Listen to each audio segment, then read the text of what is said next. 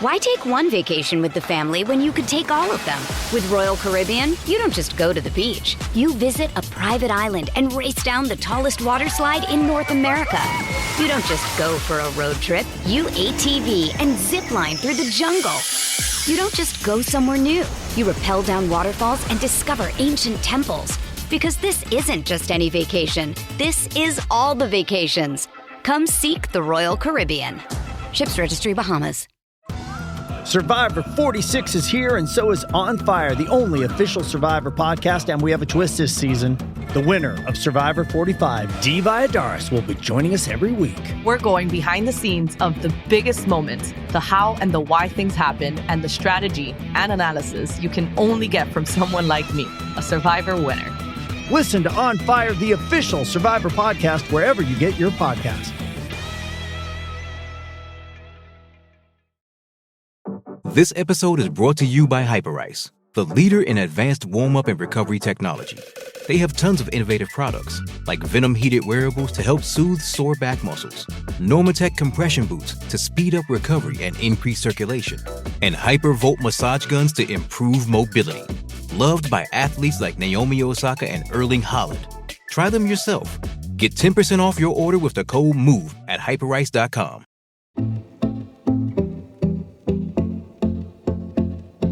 When we invite guests onto Great British Bosses, only one recipient of that invitation has ever replied with the comment, "I'm not really a boss."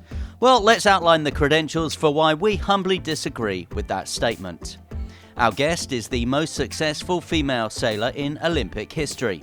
At her third appearance, she was given the honour of being Team GB's female flag bearer at the opening ceremony. She was the founder of the Big Plastic Pledge, a global campaign to eradicate single-use plastic in sport, and is now a member of the Great Britain Sail GP team. Sounds like a boss to us. My name's Hannah Mills. I'm double Olympic gold medalist and a silver medalist, and I'm now part of the Great Britain Sail GP team. I also run Athena Pathway, which is the British Women and Youth America's Cup Challenge for the Women and Youth Cup. And then I'm an IOC Sustainability Ambassador and founder of Athletes of the World. How do you fit it all in, Hannah? I missed out one thing, actually. I'm also a mum to baby Sienna, who's now 14 months old, which is the best job in the world. So yeah, it's challenging to fit it all in, definitely. But I have amazing people around me that make it all possible. And that's definitely a big thing that I've learned is definitely get the best people you can to support you in anything you're trying to do.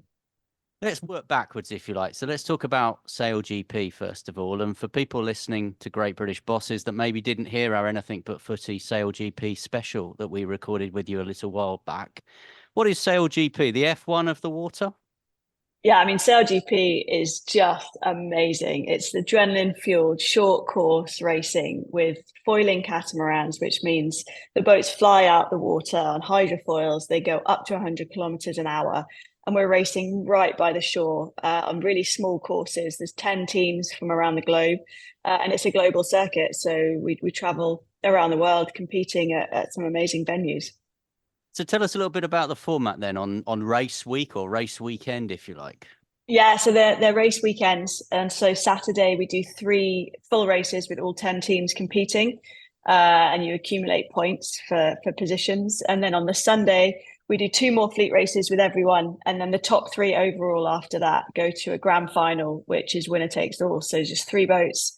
First across the line is the winner of that event. And then at the end of the season, the top 3 teams in the overall standings go into $1 million race shootout. So yeah, it's pretty high tariff, that one. Who gets the $1 million? You? I wish. It definitely gets split. There's 6 team members on board, and then there's also obviously an amazing support team behind the team. So it gets split. But I guess the serious point, obviously, is it's not a cheap thing to do, is it? And we know that with America's Cup coming up, and we'll talk more about that, funding is such a key part of that, getting partners and sponsors on board.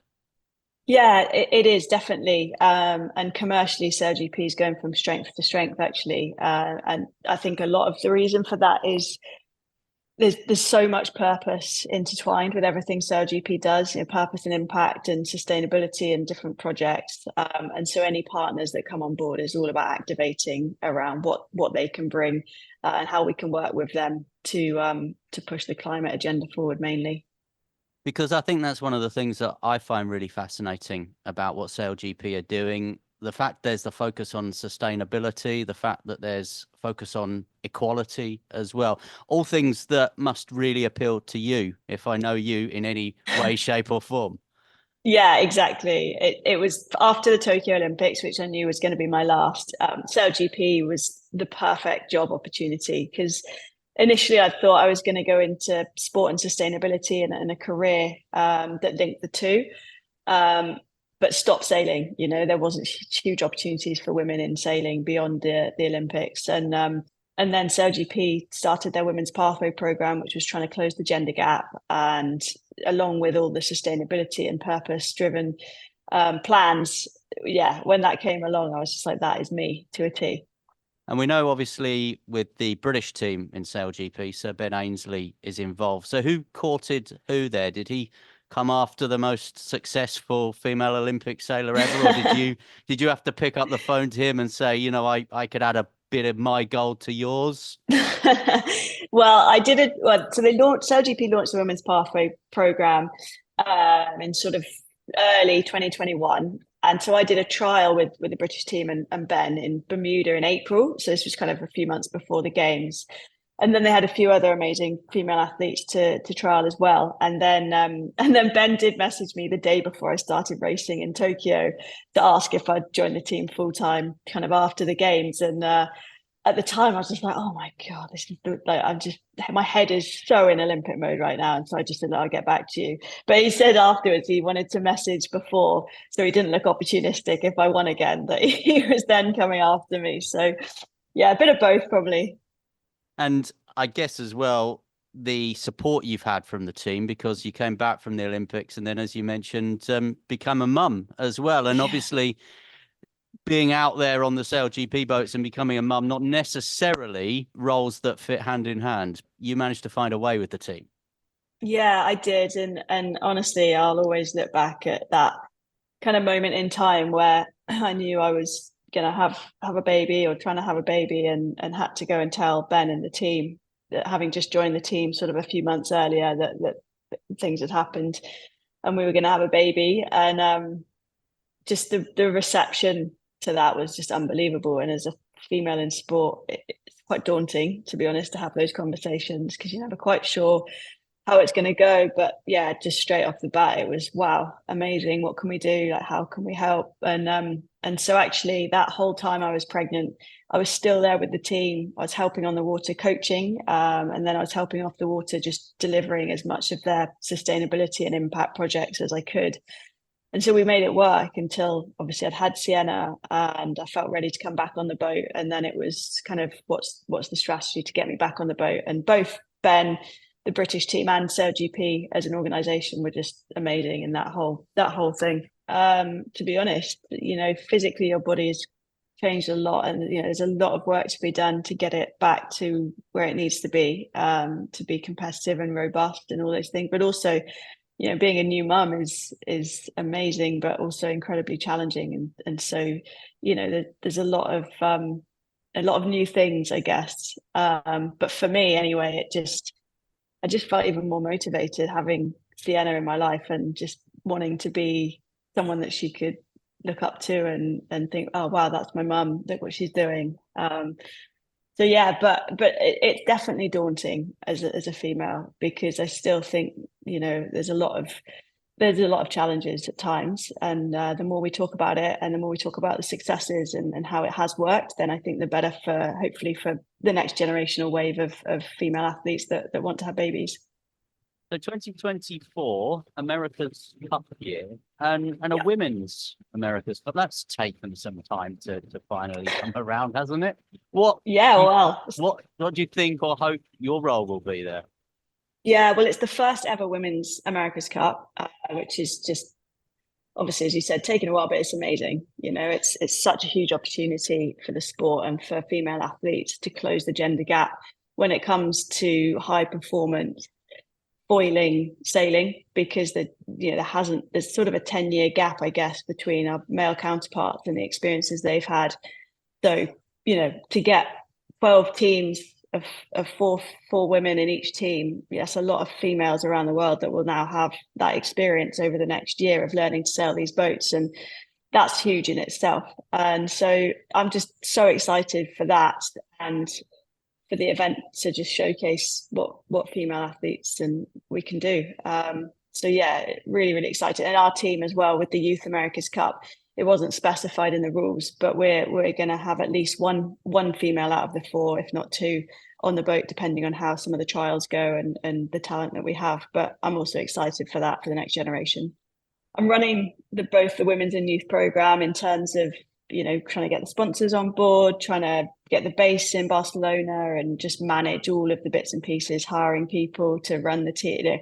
Just so many amazing things that I've never really done before with my Olympic career. And so it's a big step up.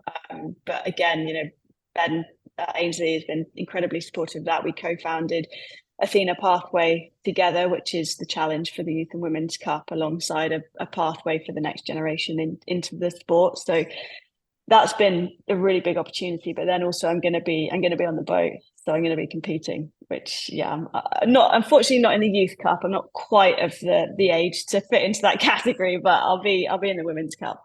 I remember, obviously, being a bit of a sporting geek growing up. There were 2 things that Great Britain never won. One was the Davis Cup in tennis. It had been decades. And the other one is obviously the America's Cup, which, growing up was always a men's event. Now, Ben Ainsley, we know, has done it, but not quite as Great Britain. Could 2024 be the year? Maybe do the double? Yeah, that would be something, wouldn't it? I mean, I hope so.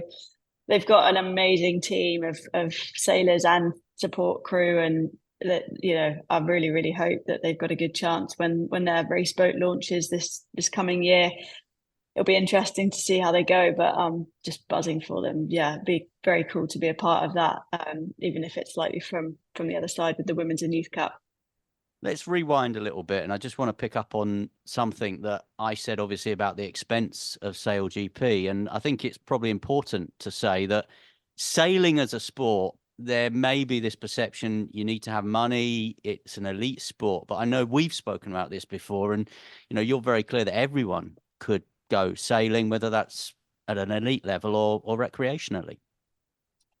Yeah, I think all sport, to be honest, at an elite level, there can be barriers for sure. I think, to get to that level is not easy. I think the more we have, things like the National Lottery and grassroots support, and schools particularly putting more sport into the curriculum, I just think it's not just about the elite, it's about people enjoying sport. And so all those things, I think we can definitely do better as a country. But sailing, it can be expensive, 100%. And for a lot of people, it is expensive. But there is programs out there to make it more accessible. There's not enough, 100%. And for some people in certain areas, there's not sailing clubs locally enough for them to access. So, there's definitely barriers, but we're working hard with different organisations like the Andrew Simpson Foundation, which is largely based down in Weymouth, but they have other centres around the UK, and the Grieg Academy, the Scaramouche Sailing Trust that they have. We're hopefully going to start a partnership with them as well. So that there is things happening. It's not fast enough, but we're definitely trying to make that change. This is Great British Bosses from Anything But Footy. Why take one vacation with the family when you could take all of them?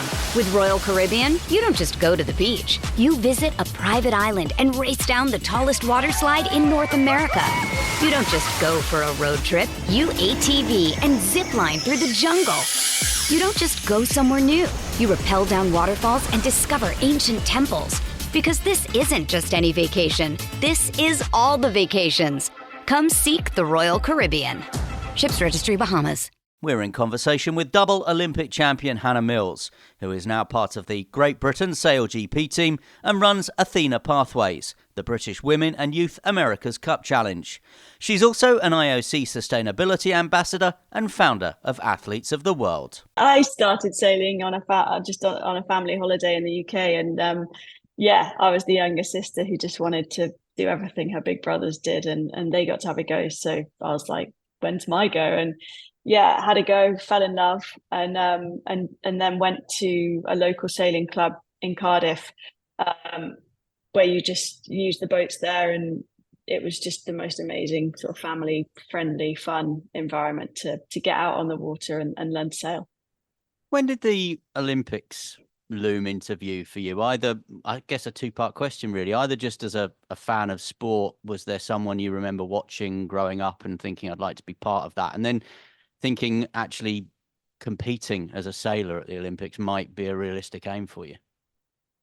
Yeah, well, I first remember watching the Olympics when I was 8, and so that was the Atlanta Games in '96. And I remember mostly watching the athletics and just being blown away by the Olympics and competing. And I loved sport. I was super competitive already. I wanted to be a tennis player at the age of 4, and I just started sailing that summer. Had no idea sailing was in the Olympics at that point, to be honest. But I remember watching Roger Black win his silver medal and just being like, that's what I want to do. I don't care what sport it's in. And then at 11, I was at a sailing competition, and actually Ben Ainsley came and did a talk. He'd won a silver medal at Atlanta, and that's when I realized sailing was in the Olympics. And that was kind of that light bulb moment for me, that I was like, oh my God, that is what I want to do. Like, I love sailing, I love competing, and it's in the Olympic Games. That's it. And I guess like the reality, like I was incredibly lucky that I guess the people I had around me at that age didn't tell me that wasn't realistic and didn't kind of crush that thought process. And I think when I got a bit older and probably 17, 18 and started winning on a world stage, just kind of in the boat down from what you would sail at the Olympic Games, that's probably when it felt like it was a real possibility for me. And you mentioned Ben and Atlanta '96. There was, I think, a pesky Brazilian ahead of him. But all the best Olympic sailors start with silver, correct? Yeah, 100%. Yeah, I think that's what drives you on. Did you, when you won your silver medal in London, and with everything that was so wonderful and exciting about 2012 and obviously Weymouth hosting the sailing events, was it always in your mind that you and Saskia knew you could go one better in Rio? Oh yeah, I will forever be disappointed by that silver medal in London. I mean, it's always easy in hindsight to say what you should have, would have, could have done, and that's how you learn, and that's potentially why we did manage to go one better in Rio and change what we needed to change. But it just felt like such a missed opportunity. We were so close. You never know if you're going to get another shot. It's such an incredibly hard thing to just qualify for and be competitive for. So you kind of always in the back of your mind, like, this could be it. And I didn't know if Saskia was going to go again. She'd already done 2 games by this point.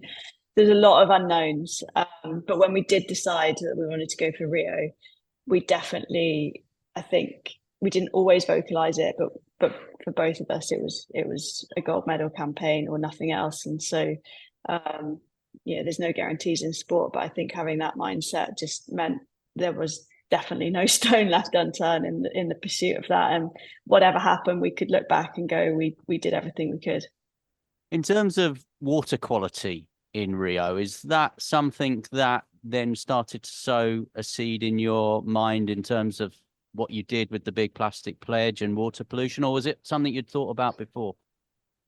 No, it was definitely sparked in the Rio campaign. So sailing as a sport, we spend quite a lot of time in the Olympic venue in the couple of years building up to the games, because we need to get to know the winds, the tides, the currents, everything about the water we're going to race on.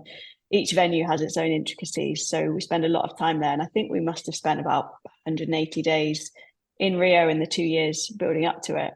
And definitely, I'd never really seen anything quite so stark in terms of the pollution in the waters of Rio, and that's for various reasons why it was kind of so bad there. And I just felt so strongly that if I was going to carry on for Tokyo, that I had to do something, try and use my voice and my, small platform to do something about it and raise awareness. And so, yeah, that's kind of where the Big Plastic Pledge stemmed from, for sure. And obviously, though, you came back and you won that Olympic gold medal. How does life change when you can say Olympic champion? What was the best thing that happened following being an Olympic champion? I think it's, well, for me anyway, still being a huge tennis fan, I always knew in the back of my mind that if you win an Olympic gold medal, then you get invited to the Royal Boxing at Wimbledon. And so when we won, that was one of the first things that crossed my mind, was just how incredible that was going to be. You do get invited to some incredible, amazing things. But no, I mean, nothing, your life, it's not, maybe for some people, your life changes dramatically, but no, it's such a personal achievement in many ways to win an Olympic gold, and hopefully you manage to inspire and some people while you do it, but just a very personal thing to get to try and do. Did you think, I'm going to go again, knowing that Saskia was probably not going to continue? How soon? Probably around Christmas, actually, after Rio. I think I had the drive to go again. I definitely would say that the whole environmental piece and thinking about what I could do inspired me massively to go again, because I felt like whatever I did, the platform you have as an Olympic athlete is way bigger than anything I would have doing anything else. So that was a huge driver in that decision. And obviously you do go again in Tokyo and you get the honor of carrying the flag. I mean, how special is that? What does that mean to you? It was mind-blowing. It really was. I remember being out in Tokyo and maybe a week before the opening ceremony, just having dinner with some of the other sailors, and someone was like, "Oh, I wonder who's going to carry the flag this time." And one of the other sailors was like, "Oh, Han, maybe you will." And I was like, "What are you talking about? Why would I get to carry the flag? There's so many amazing Olympians that would deserve it." And then our team manager pulled me aside maybe the next evening, and I was panicking because I thought I'd done something wrong, because he sort of summoned me and said, "Oh, look, Mark England, who's the chef de mission for Team GB, said they'd like to offer you, or shortlist you anyway, for the role of carrying the flag. They're going to have 2 flag bearers, a female and a male. Would you want to do it?" And obviously, with COVID and the pandemic, there was such strict protocols with the Olympics and what you could and couldn't do. And as a sailing team, actually, we were really bubbled in our venue because we were slightly outside Tokyo. So we were really bubbled. And so it wasn't just a simple, yes, I'd love to do it. It was very much well, I'd love to do it, but let me just have a chat with my teammate Ailey and our coach, and, is the team okay with this? Anyway, everyone was okay with it. So I said, yeah, I'd love to go on the shortlist. And didn't really hear anything about it for a few days. And then Mark England came to the Team GB house where the sailing team was staying, and did sort of a presentation of, just kind of welcoming everyone and just making it feel really special. And then at the end, he just dropped the bomb that I was going to carry the flag. And I remember Ailey just like diving on me, just so excited. And she got to come up to the opening ceremony with me, which was part of kind of the reason I wanted to do it, because it was her first Olympics and I wanted her to experience the opening ceremony. So yeah, it was honestly the biggest honor as a Team GB athlete you can have. It was really, really special. An emotional moment. I know when I interviewed you when you were announced and you were in tears, and then an iconic opening ceremony moment, the fist pump. And then there's this image of you and Mo coming out with the flag, and Ailey seems to be walking in the opposite direction. I know. It's just so Ailey, honestly. Where was she going? I don't know. I think she was just soaking it all in, and the camera just captured that moment where everyone was facing one way and Ailey was facing backwards. But yeah, it was super cool. We had such a small contingent from Team GB, obviously, because of the pandemic. But to get to carry it with Mo, who's just such an awesome athlete and just the nicest of guys, was really, really special. And you couldn't have chosen a smaller and a larger person, I don't think, to do that, which actually I think was good for carrying the flag, because he was up high and I was down low. So it worked quite well. Couple of questions then just before we wrap up. Obviously, you won the second gold medal and you got to stand on a podium that was made out of recycled material, which I imagine you were probably pretty stoked about. A double Olympic champion, but then in your mind, because of the changes with sailing and your event, your discipline, your class, it was always going to be the end of the road at the Olympics for you? Yeah, it was. And I feel really lucky actually to have got the extra year because of the pandemic, obviously terrible circumstances. But and at the time when the Olympics were kind of either cancelled or postponed, and it was pretty hard for all the athletes involved, I think. But when it did get confirmed to be postponed for a year, I remember feeling very lucky to get that extra year as an athlete, knowing that this was going to be my last games. I just felt like I'd done 3. I'd have done 3, and there was other things in life I wanted to do. I was super into all the sustainability stuff I was pushing, and very much felt like that's where I wanted to go next. And so, yeah, it was always going to be my last one. So final question, New Year's resolution for 2024? Find more time to look after myself a bit more. I think, yeah, this last year has just been absolutely mental. It's been amazing, some amazing things, obviously with Sienna, but Sail GP, America's Cup. But I definitely need to make sure I do look after myself a bit more, because that's always the first thing to go when you're busy. Well, thank you so much for finding a bit of time to talk to us today. Member of the British team in Sail GP, the Great Britain Sail GP team, 3-time Olympic medalist, 2-time gold medalist, definitely a boss. Hannah Mills, thank you. Yeah, thanks for having me. Sports Social Podcast Network. Okay, round 2. Name something that's not boring. A laundry? Ooh, a book club. Computer solitaire, huh? Ah, sorry, we were looking for Chumba Casino. That's right, ChumbaCasino.com has over 100 casino-style games. Join today and play for free for your chance to redeem some serious prizes. ChumbaCasino.com. No purchase necessary. Void where prohibited by law. 18+. Terms and conditions apply. See website for details.